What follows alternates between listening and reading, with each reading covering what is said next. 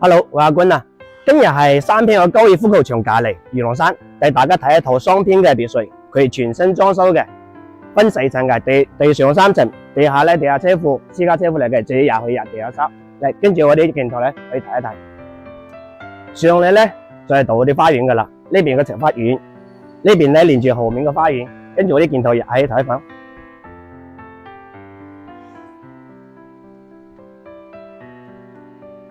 佢呢邊廚房隔籬咧仲做咗一個我哋書房嚟嘅，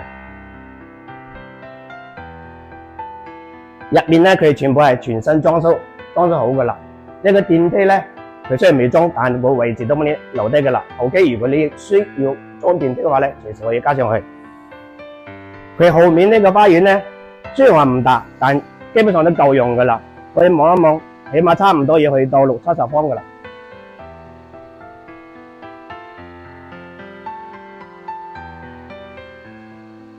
佢2樓咧有2個套間，今日我啲鏡可以睇睇。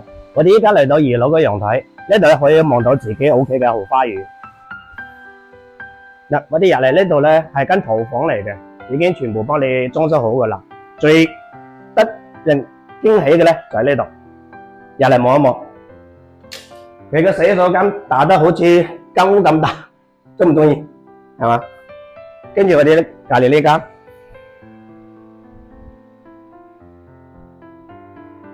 呢邊都係幫你裝修好，都帶埋個套間嘅。跟住呢邊行過嚟咧，都係一個露台，通風啦、採光嗰啲咧，完全係冇問題嘅。好，我哋依家上3樓主人房望一望。嗱，依家我哋咧就係3樓主人房，可以望一望。個主人房3樓咧，最讓我驚喜嘅話咧，就係佢空間夠晒大。呢邊咧仲有個你想OK， 你想整成點都得，飲茶都得 OK。最得人驚喜嘅話咧，就喺呢度，佢整咗好大一個後座嘅泳池啊！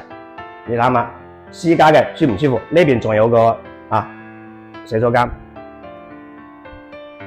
出嚟咧都係主人房嘅陽台，可以望一望出面嘅。